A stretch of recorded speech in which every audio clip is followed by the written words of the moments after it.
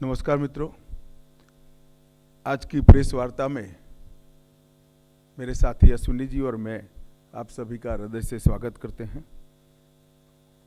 सबसे पहले तो आज प्रधानमंत्री मोदी जी का जन्मदिन है।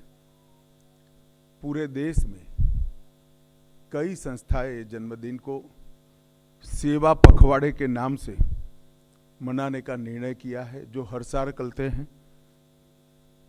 17 सितंबर से 2 अक्टूबर ये 15 दिन देश भर के सभी जरूरतमंद लोगों की सेवा में हमारे जैसे कई कार्यकर्ता इसको लगाएंगे। प्रधानमंत्री जी एक छोटे से गांव के गरीब परिवार में जन्म लेकर दुनिया के सबसे बड़े लोकतंत्र के प्रधानमंत्री बने।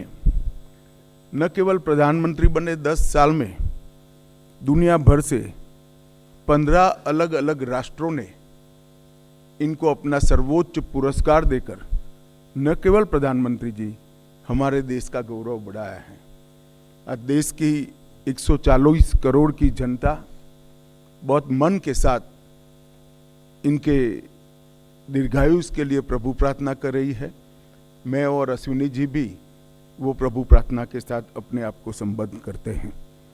मित्रों, आज की प्रेस वार्ता मोदी जी की तीसरी सरकार के पहले 100 दिन के कामकाज पर आपको सूचना देने के लिए बुलाई गई है। जैसा आप जानते हैं, लगातार 10 साल भारत के विकास को समर्पित, भारत की सुरक्षा को समर्पित और भारत के गरीबों के कल्याण को समर्पित सरकार चलाने के बाद इस आम चुनाव में तीसरी बार भारतीय जनता पार्टी को और हमारे साथी दलों को सरकार बनाने का एक जनादेश जनता ने दिया। इसके परिणाम स्वरूप 60 साल के बाद पहली बार कोई एक नेता तीसरी बार अपनी घोषणा के साथ देश का प्रधानमंत्री बनकर देश का नेतृत्व कर रहा है। 60 साल के बाद पहली बार देश में राजनीतिक स्थिरता का माहौल आया है और नीतियों के सातत्य को भी हमने अनुभव किया है। और नीतियों की दिशा, नीतियों की गति और नीतियों को क्रियान्वयन करने की सटीकता, ये तीनों 10 साल तक बरकरार रखकर 11वें साल में प्रवेश करना, मैं मानता हूं, बहुत कठिन है। दुनिया के कई देशों में भी देखा गया, जहां एक प्रकार से वाइब्रेंट लोकतंत्र है, वहां पर ऐसे बहुत कम ही उदाहरण दिखाई पड़ते हैं। और इसका कारण है कि इस 10 साल में देश की बाहरी सुरक्षा, देश की आंतरिक सुरक्षा और देश की रक्षा प्रणाली, इसको मजबूत कर एक सुरक्षित भारत बनाने में नरेंद्र मोदी सरकार ने बहुत बड़ी सफलता मोदी जी के नेतृत्व में प्राप्त की है। शिक्षा के अंदर आमूलचूर परिवर्तन, हमारे चिर पुरातन शिक्षा शैक्षणिक मूल्यों को समाहित करते हुए, हमारी भाषाओं को गौरवान्वित करते हुए और आधुनिक से आधुनिक शिक्षा को समाहित करते हुए नई शिक्षा नीति लाने का काम नरेंद्र मोदी जी ने किया है। जब मेक इन इंडिया का नारा दिया गया, काफ़ी लोग इसका मखौल उड़ाते थे, मगर आज मैं बहुत फख्र के साथ कह सकता हूं कि भारत पूरी दुनिया में उत्पादन का सबसे चहेता केंद्र बन चुका है और ये वास्तविकता है। हमारी डिजिटल इंडिया की योजना को दुनिया के कई देश समझना भी चाहते हैं, स्वीकारना भी चाहते हैं और उसको अपने विकास का आधार भी बनाना चाहते हैं। इकोनॉमी के 13 पैरामीटर्स में, चाहे बैंकिंग हो, चाहे मुद्रास्फीति हो, चाहे विकास दर हो, हर पैरामीटर में हमने डिसिप्लिन लाई है और प्रगति भी की है। अंतरिक्ष के क्षेत्र में आज सभी लोग भारत का अंतरिक्ष के क्षेत्र में भविष्य उज्जवल है, इसको एक्नोलेज करते। 10 वर्ष में आज़ादी के बाद पहली बार दुनिया ने रीढ़ की हड्डी वाली विदेश नीति को देखने का मौका मिला है। भारत की विदेश नीति में मेरे जैसे कई लोगों को रीढ़ की हड्डी दिखाई नहीं पड़ती थी, अब भारत की विदेश नीति में रीढ़ की हड्डी दिखाई पड़ती है। 10 साल में देश के 60 करोड़ गरीबों को एक ही 10 साल में घर, शौचालय, गैस, पीने का पानी, बिजली, 5 किलो मुफ्त अनाज और 5 लाख तक की स्वास्थ्य की सुविधाएं देने का काम नरेंद्र मोदी जी ने किया है। और हमें लक्ष्य लेकर चले हैं कि अगली बार जब चुनाव में जाएंगे, इस देश में कोई व्यक्ति घर बगैर का नहीं होगा। युवाओं के लिए ढेर सारे मौके तराशे गए हैं। आज भारत का युवा भारत के नए प्लेटफॉर्म पर खड़ा होकर विश्व के युवा के साथ दो दो हाथ करने के लिए सुसज्ज है। हमारे किसान के लिए भी ढेर सारी योजनाएं इसके मूल विकास को और उसके संपन्नता को ध्यान में रखकर लाए गए हैं, जिसके देश के अनाज के भंडार भी भरे रहेंगे। आत्मनिर्भर होकर हम एक्सपोर्ट की स्थिति में आएंगे और किसान की माली हालत भी सुधरेगी। अमृतकाल का जब वर्ष आया, मैं इसका साक्षी हूं, कई सारे सुझाव आए थे और मोदी जी ने हमेशा की तरह अपनी अनूठी स्टाइल से अमृत काल के वर्ष को इस तरह से मनाया कि जब अमृत काल का वर्ष समाप्त हुआ तो अमृत काल शुरू हुआ और 140 करोड़ लोग 2047 में महान भारत की रचना के संकल्प के साझीदार बने और भारत के विकास की यात्रा के भी साझीदार बने। एक प्रकार से 140 करोड़ की जनता को इतने महान लक्ष्य के साथ जोड़ना ये बहुत बड़े विश्वसनीयता का प्रमाण है जो मोदी जी में देश की जनता देखती है।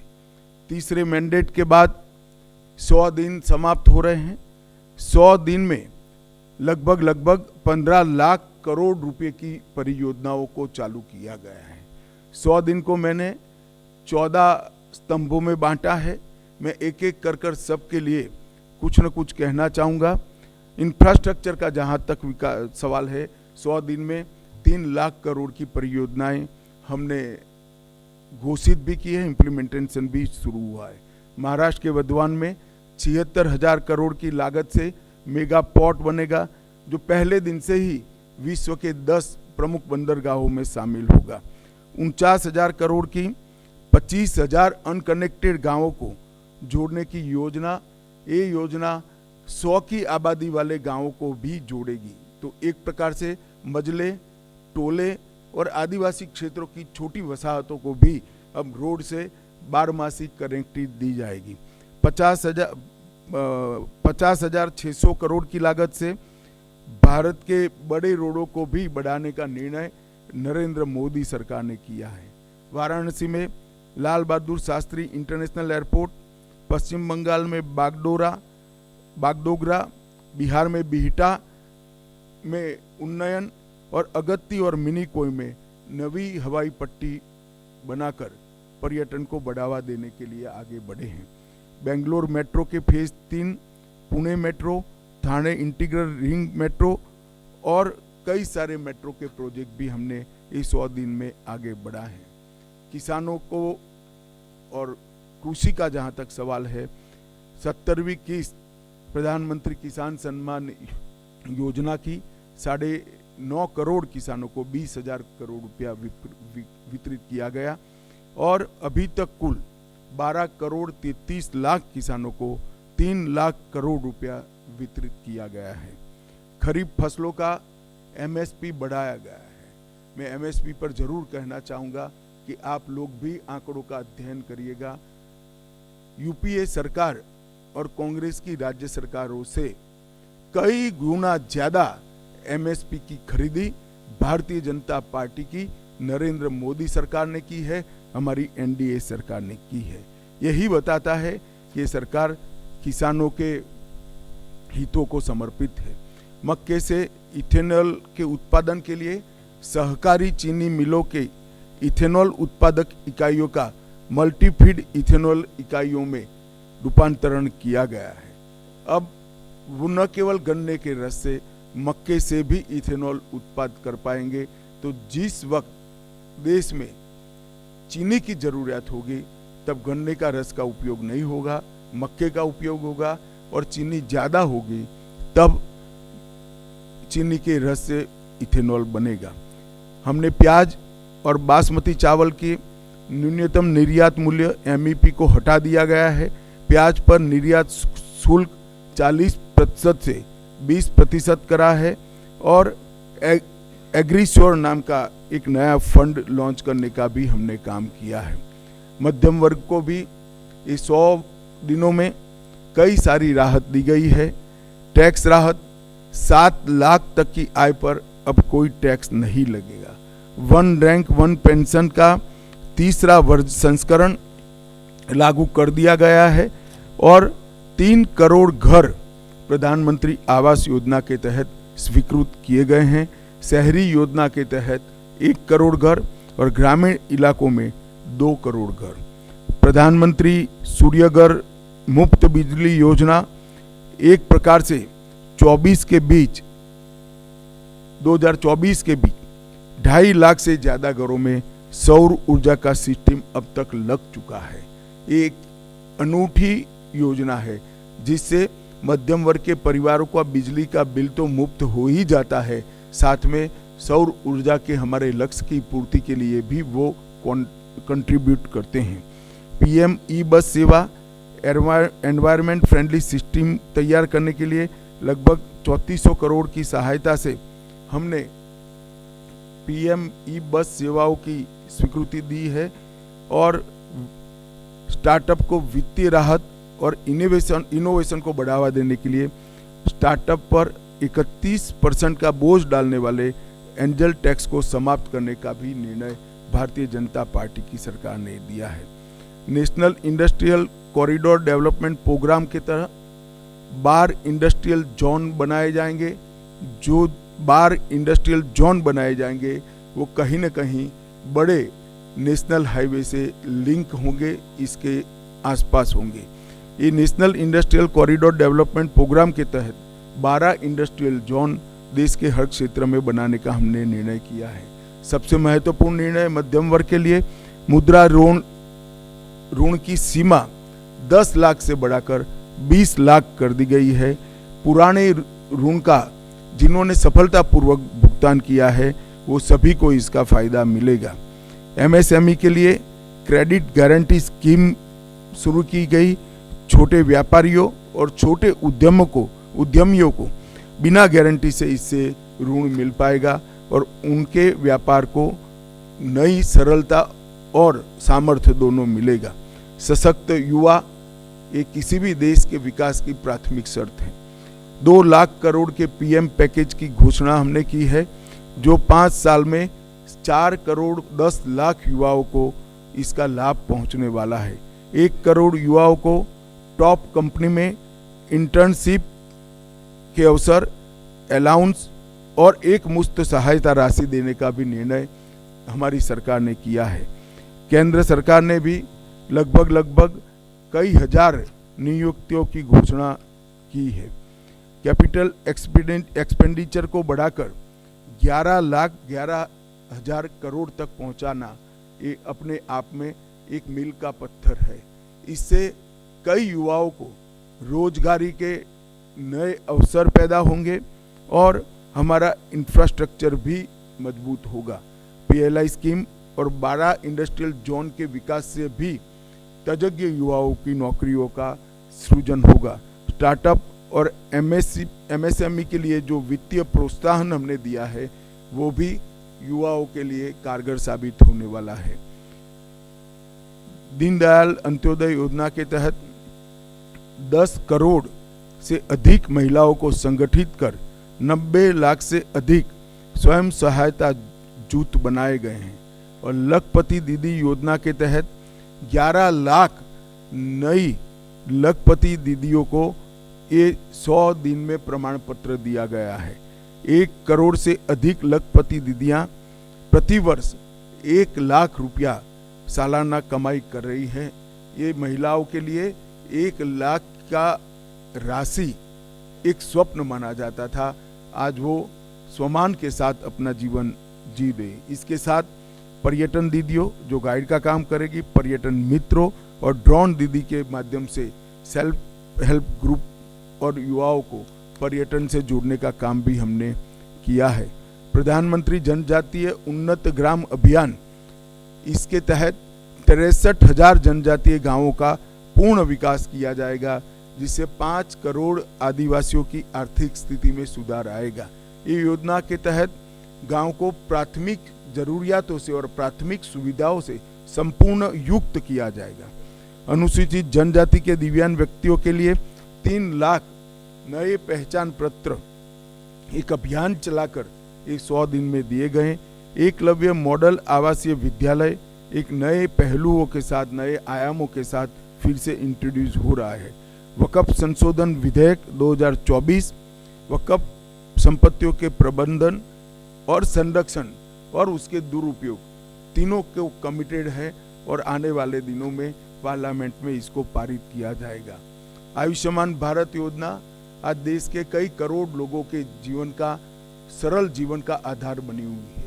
5 लाख तक का स्वास्थ्य से जुड़ा सभी खर्चा एनडीए की नरेंद्र मोदी सरकार उठा रही है और ये प्रधानमंत्री जी का बड़ा महत्वाकांक्षी प्रोग्राम है।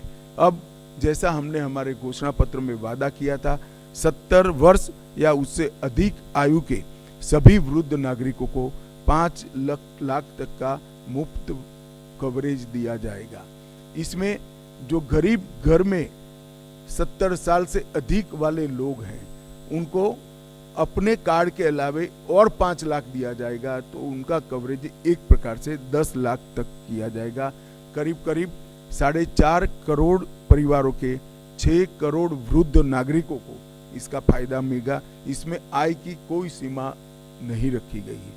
75,000 नई मेडिकल सीटें बढ़ाकर हम मेडिकल एजुकेशन के लिए विदेश पर की निर्भरता को लगभग समाप्त कर देंगे। हमारी पूरी रिक्वायरमेंट ये 75,000 सीट बढ़ने के साथ ही पूरी हो जाएगी और इसके लिए हमने 3 साल का लक्ष्य रखा है। नियमित टीकाकरण के लिए, उसको डिजिटल बनाने के लिए यूविन पोर्टल भी यही 100 दिन में शुरू किया गया और देश के डॉक्टरों की एक सेंट्रलाइज रिपोजिटरी बनाने का काम भी इसी 100 दिन में हुआ है। 23 अगस्त को पहला अंतरिक्ष दिन मनाया गया है।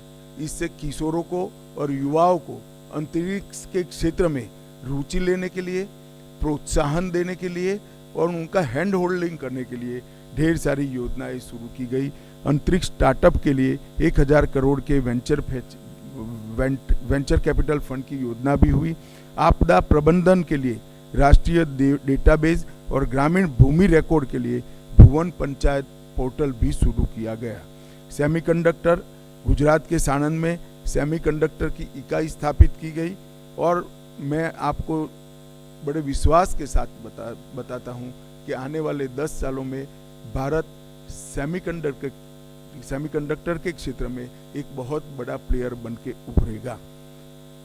लॉ एंड ऑर्डर का जहां तक सवाल है, पुराने ब्रिटिशरों ने बनाए हुए आपराधिक कानूनों को बदलकर 1 जुलाई 2024 को 3 नए कानून इंप्लीमेंट किए गए।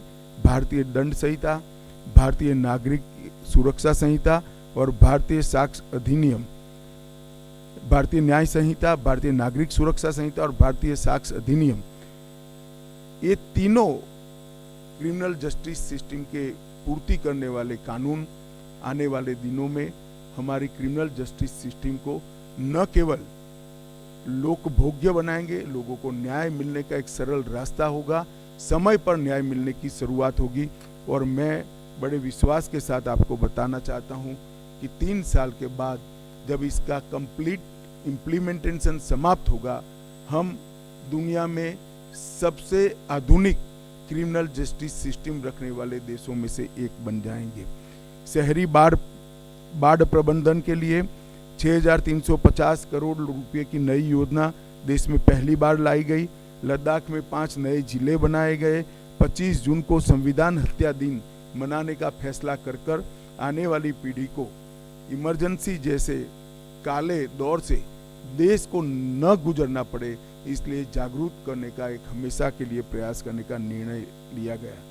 पूर्वोत्तर में हाइड्रो इलेक्ट्रिक परियोजनाओं की मंजूरी दी गई लगभग 4100 करोड़ रुपया के साथ, और राष्ट्रीय ग्रीन हाइड्रोजन मिशन को सेकंड ट्रेज को भी शुरू कर दिया गया। मित्रों, पीएम मोदी जी का युद्ध के बीच में रूस और यूक्रेन की महत्वपूर्ण यात्राओं को पूरी दुनिया आस के साथ नजर गड़ाकर बैठी है। पहली बार भारत में यूनेस्को की विश्व धरोहर समिति की बैठक हुई आने वाले दिनों में। इससे हमारी कई धरोहरों को वापस लाने में हमें बहुत बड़ा फायदा होने वाला है। आपदा प्रबंधन अधिनियम, इसको 2024 में लोकसभा में पेश किया गया है, और मैं मानता हूं कि अर्बन फ्लड मैनेजमेंट, अग्निशमन सेवाएं, ग्लेशियर झील विस्फोट, फ्लड और अन्य डिजास्टर के मिटिगेशन के हेतु ये जो आपदा प्रबंधन अधिनियम आया है वो सब जरूरियातों को आज के दिन की पूरा करेगा, और इसके लिए 12,554 करोड़ की योजना भी ये सब विशिष्ट आपदाओं के लिए निश्चित किए गए हैं। 4 सितंबर को 35 सालों के संघर्ष के बाद त्रिपुरा में NLFT और ATTF के साथ शांति समझौता किया गया। मानस हेल्पलाइन नारकोटिक्स की रोकथाम के लिए और सूचनाओं के लिए शुरू की गई। अगले 5 साल में 5000 साइबर कमांडो तैयार किए जाएंगे, और साइबर अपराध के लिए सस्पेक्ट रजिस्ट्री भी तैयार की जाएगी। मित्रों, 100 दिन में इतना सारा जो काम उसको अंजाम देने में सफलता मिली है, उसका कारण है जब हम चुनाव में गए, राजनीतिक पार्टियां और चुने हुए प्रतिनिधि तो चुनाव में गए थे, परंतु मोदी जी ने चुनाव के 6 महीने पहले ही ब्यूरोक्रेसी को एक काम दिया था कि पाइपलाइन में जितनी भी चीजें पड़ी है, जो भी नई सरकार आएगी उसके लिए समाप्त कर रखे, जिससे देश के विकास के गति में बाधा न उत्पन्न हो। इसी का परिणाम है कि ये लगभग लाखों करोड़ों के काम 100 दिन के अंदर ही हम कैबिनेट तक की पूरी प्रोसीजर और कई जगह तो टेंडरिंग भी समाप्त कर चुके हैं। इसके कारण देश की विकास की गति न केवल बढ़ेगी, देश सुरक्षित संपन्न होगा, और नई शिक्षा नीति को इम्प्लीमेंट कर शिक्षा के क्षेत्र में भी हम आगे बढ़ेंगे। मैं आशा करता हूं कि मोदी जी के नेतृत्व में ये जो विकास का रथ चला है वो आगे पर भी चला रहेगा, इसका हम सभी को विश्वास है। अब आप सब इसके बारे में कुछ पूछना चाहते हैं तो जरूर पूछिए। मैं प्रश्न लूँगा। सबसे पहले आप अपना और अपने संस्थान का परिचय अवश्य दें। सबसे पहले 16 नंबर। नमस्कार। सबसे पहले तो मैं आपको, आप 16 नंबर नीचे कर दो। हाँ जी, सबसे पहले तो मैं आपको धन्यवाद दूंगा। हिंदी के प्रति जो आपका अनुराग है, हिंदी को अंतर्राष्ट्रीय भाषा बनाने की बात आपने कही है, लेकिन मेरा सवाल है, विकसित भारत में जो राजनीतिक विमर्श है, भाषा का जो विमर्श है, उस पर सवाल करना चाहता हूँ। हरियाणा में चुनाव चल रहे हैं। कांग्रेस के एक सांसद जयप्रकाश जी ने कहा है कि महिलाएं अगर लिपस्टिक लगाकर और पाउडर लगाकर। एक मिनट जी सर। भाई, मैं रोज आपके लिए उपलब्ध हूं। आज के प्रेस कॉन्फ्रेंस का विषयांतर न हो, इसके लिए मेरे आपसे सबसे विनंती है कि 100 दिन में अगर कोई सवाल हो तो जरूर करिए। हाँ सर। रुचि न हो तो उत्पन्न करके भी करिए। नहीं सर, रुचि है सर, रुचि है। भाषा के विमर्श पे है। भाषा का जो विमर्श है, विकसित भारत में कितना सार्थक होगा। केंद्रीय मंत्री रवनीत बिट्टू जी ने प्रतिपक्ष के नेता राहुल गांधी को आतंक। आप पॉलिटिकल सवाल की दिशा में न जाइए, मैं दृढ़ता से नहीं जवाब दूंगा। बार बार कहना पड़े अच्छा नहीं लगता है। जहां तक भाषा का सवाल है, मैं स्पष्ट कर देता हूं, हमारी सरकार मानती है कि कोई भी देश अपनी स्थानीय भाषाओं को समाप्त कर विकास नहीं कर सकता है।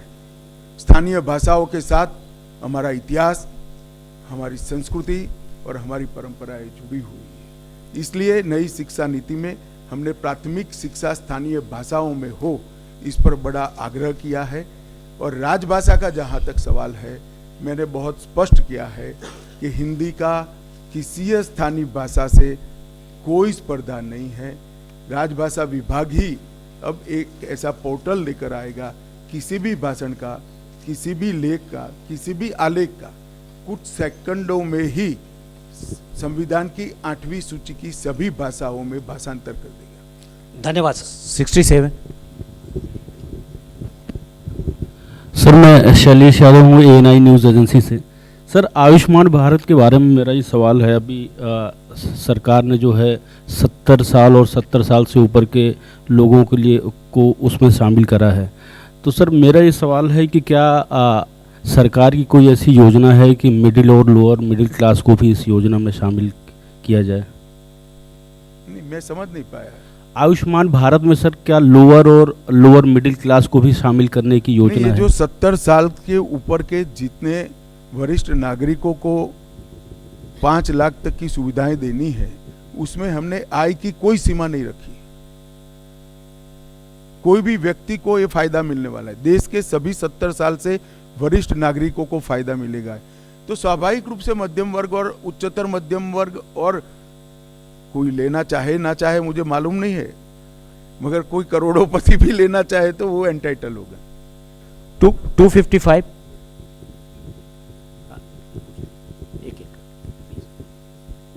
सर मैं अमित हूँ टाइम्स नंबर से। सर एक सवाल है, 100 दिन के जो अचीवमेंट्स की बात हो रही है उसमें तमाम चीज़ें हैं, लेकिन विपक्ष ये कह रहा है कि जो रेलवे है, रेलवे में जिस तरह से हादसे हो रहे हैं, जिस तरह से चीज़ें हो रही है, और कई लोग उसको देख के कह रहे हैं कि ये सरकार में रेल हादसे हो रहे थे, लेकिन जो देखा गया है किस तरह से सामने हुई, तो क्या आपको लगता है कि उसमें सैबोटेज वाली भी चीज़ हो रही है या कोई साजिश है उसमें जानबूझ के सरकार को बदनाम करने की कोशिश रेल हादसे के जरिए?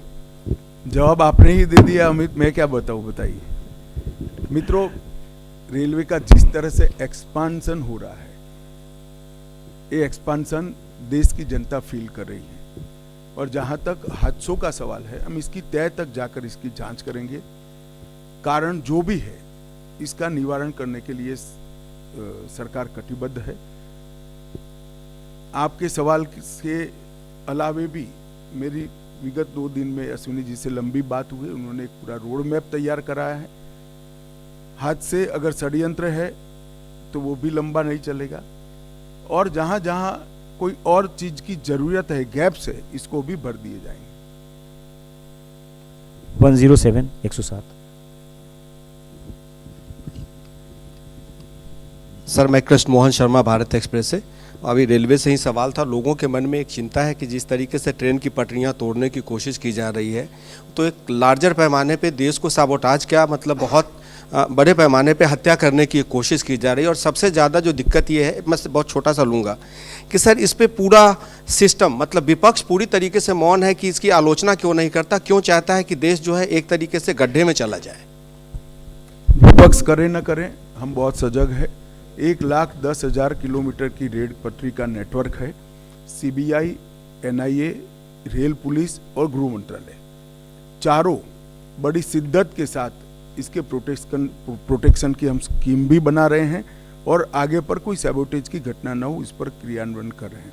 अभी अभी इस प्रकार की वृत्ति नज़र में आई है, हम इस पर कठोरता से संज्ञान भी लिया है और एक योजना लेकर भी आ रहे हैं। 93। सर नमस्ते, मैं अखिलेश शर्मा, NDTV से। 3 आपराधिक कानूनों में बदलाव किया गया है। जो अंग्रेज़ों के ज़माने से चले आ रहे कानून थे उनको बदल दिया गया। आमूलचूल परिवर्तन का ये एक प्रयास है, लेकिन अदालतों में लाखों करोड़ों केसेस लंबित हैं, लंबे समय से लंबित हैं। तो इनका ज़मीन पर कब तक असर देखने को आएगा? आम आदमी को न्याय कब तक मिल पाएगा? देखिए, समस्या 7 अर्थ में आपने जो उठाई बड़ी गंभीर है, परंतु आप तीनों कानूनों का अध्ययन करेंगे तो हमने तीनों स्तर पर, जुडिशरी के स्तर पर, प्रोसिक्यूशन के स्तर पर और इन्वेस्टिगेशन के स्तर पर 73 जगह पर समय मर्यादाओं को कर्टेल करने के लिए नए कानूनी प्रावधान लाए। हमने इन्वेस्टिगेशन को साइंटिफिक करने के लिए FSL को कंपलसरी किया है। जिससे कोई और ज़्यादा साक्ष्य की जरूरत न पड़े, साइंटिफिक एविडेंस के आधार पर ही किसी को सजा दिलाई जा सके। मैं विश्वास करता हूं कि 3 साल के बाद, आने वाले 3 साल के बाद जो भी एफआईआर रजिस्टर होगी, इसका 1 साल में सुप्रीम कोर्ट तक केस का फाइनलाइजेशन हो जाए। 272 हाँ देख रहे हैं, एक सबको अवसर मिलेगा। नहीं, आपको कहा 272। हाँ, मैं सर माइक का वेट करें। सर मैं विजेता सिंह हूँ द हिंदू से। सर आप जब पिछली बार मणिपुर गए थे पिछले साल, तो आपने कहा था 15 दिन में वापस जाएंगे, और आपके आने के बाद वेव्स में वायलेंस हो रहे हैं वहाँ पे। अभी रिसेंटली भी हुए 11 लोगों की हत्या हुई है। तो इसको लेके क्या आप मतलब वहाँ पे एक रूमर भी चल रहा था कि चीफ मिनिस्टर को रिजाइन करने बोला है, उसके बाद गवर्नर के घर पे कहा आपको चीफ मिनिस्टर? मैं रूमर बोला इसलिए सर। और वहाँ पे गवर्नर हाउस में भी काफ़ी पथराव हुआ, जो हम कहीं और नहीं देखते हैं किसी देश के किसी हिस्से में। तो मणिपुर के लिए क्या स्ट्रैटेजी है 100 डेज में? देखिए, जहाँ तक मणिपुर का सवाल है, 100 दिन में हमने जो ये घटनाओं का मूल है, भारत म्यांमार सीमा, इसका फेंसिंग शुरू कर दिया है। 30 किलोमीटर फेंसिंग समाप्त हो चुका है, और पूरी 1500 किलोमीटर से ज़्यादा जो सीमा है, इसको फेंसिंग करने का बजट भारत सरकार ने अप्रूव कर दिया है। 1 नंबर 2, हमने वहाँ पर स्ट्रेटेजिक जगहों पर सीआरपीएफ को सफलतापूर्वक लॉन्च करने का कार्यक्रम भी समाप्त कर दिया है। नंबर 3, हमने जो घुसपैठ होती थी उसको रोकने के लिए म्यांमार और भारत के बीच में जो आवाजाही का एक समझौता था, उसको भारत की ओर से रद्द कर सिर्फ वीजा के बेस पर ही आ जा सकेंगे, ये कानून भी लाए हैं। नंबर 4, कई सारे सुरक्षा लैप्सिस थे, मतलब छिद्र थे इतनी बड़ी सीमा पर, उसको पूरा करने का काम भी किया गया है। अभी हाल ही के दिन में 2 घटनाएं, तीन दिन तक हिंसक घटनाएं हुई। इसको छोड़कर विगत 3 महीनों में कोई बड़ी घटनाएं नहीं हुई थी। अब मणिपुर में अभी भी 3 दिन से शांति है। मुझे आशा है कि हम इस पर बहुत अच्छे से कंट्रोल ले पाएंगे। स्थानीय दोनों जातियों से हमारा संवाद भी है, क्योंकि नस्लीय हिंसा है। जब तक संवाद होकर दोनों के बीच में समाधान नहीं होता, कोई परिणाम नहीं निकल सकता। हम कुकी ग्रुप्स के भी चर्चा कर रहे हैं और मतई ग्रुप से भी चर्चा कर रहे हैं, और आने वाले दिनों में लगभग सभी प्रकार के प्रयास करने के लिए हमने हमारा रोड मैप बनाया है। 79 सर, क्योंकि अभी आपने मणिपुर का जिक्र किया, और कल सरकार के द्वारा एक इनिशिएटिव लिया गया था कि जो अफोर्डेबल कमोडिटीज़ वहाँ के लोगों को दी जाएगी और सेंटर्स और बनाए जाएंगे। सर, इससे आम जनता को कितना फ़ायदा और कितने लोग इसका बेनिफिट ले पाएंगे? देखिए, वहाँ पर एक रोड ब्लॉक कर दिया गया था। अब ब्लॉकेज जैसा कोई प्रॉब्लम नहीं है, परंतु जो बीच में घटनाएं हुई, इसके कारण ट्रांसपोर्टर भाई वहाँ से जाना मुनासिब नहीं समझते।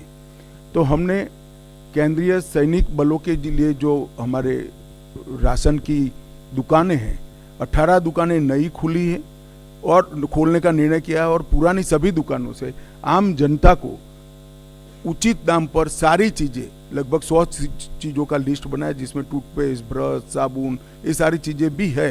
खाने पीने की अमूमन सभी व्यवस्थाएं, वो एक राहत दर पर मिलने की शुरुआत होगी। इससे निश्चित रूप से महंगाई नीचे लाने में सफलता मिलेगी, और जो गरीब तबका है उसको राहत दर पर सारी सामग्री उपलब्ध होगी। ये सिर्फ गरीबों के लिए नहीं, हर नागरिक के लिए खुला रहेगा। 39 नंबर।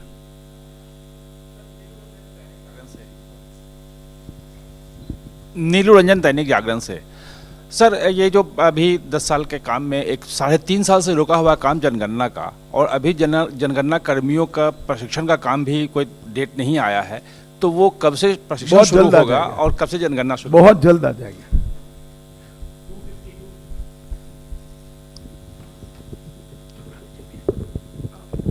मंत्री जी नमस्कार, मैं प्रदीप कुमार बोल रहा हूँ, फाइनेंशियल जर्नलिस्ट। ये क्या नाम है आपका?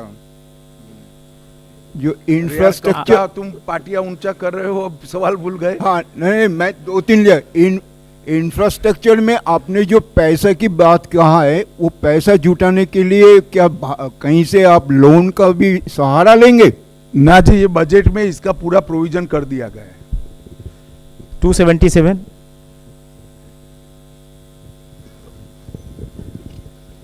सर मैं सौरभ हूँ एएनआई से। सर से इनका जो भी कास्ट सेंसस का सर का सवाल था, इसी से कंटिन्यू है। सर कास्ट सेंसस को लेकर सर कुछ है क्या सर इसमें, क्योंकि अपोजिशन काफ़ी चीज़ों को, जब भी सेंसस के लिए घोषणा करेंगे, ये सभी चीज़ों को सार्वजनिक कर देंगे। 17 पीछे, 17 पीछे।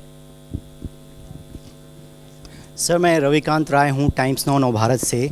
सर पिछले कुछ दिनों से देखा गया है कि कुछ मुस्लिम संगठन जो है मस्जिद के बाहर एक QR कोड को चिपका रहे हैं। वो कह रहे हैं कि इसको ज़्यादा से ज़्यादा स्कैन करो ताकि सरकार के ऊपर दबाव बने, जो वक्फ अमेंडमेंट बिल आप लोग लेकर आने वाले हैं जो JPC के पास है वो ना आ सके। चलिए, इसमें मैं कोई टिप्पणी नहीं करना चाहता, कर भी नहीं सकता। संसद की समिति इस पर काम देख रही है। कुछ लोगों ने संसद की समिति के में भी इसको उजागर किया है, कंप्लेंट्स की है, ऐसी मेरे पास जानकारी है। परंतु ये तो संसदीय समिति को देखना है कि एक सिर निर कैसे करना, जेन्युइन पक्ष या विपक्ष की शिकायतें हैं, इसको कैसे सुनना, और जो इस तरह के मास प्रोग्राम है इसको कैसे डील करना, वो संसदीय समिति ही बहुत सक्षम है। 78। सर मैं आमोद हूँ TV9 से। एक बहुत महत्वाकांक्षी परियोजना आप लोग की रही है, वन नेशन वन इलेक्शन, उसको लेकर क्या योजना है और कब तक इसको लागू किए जाने की संभावना? इसी सरकार के कार्यकाल में वन नेशन वन इलेक्शन हम लागू करेंगे। 95।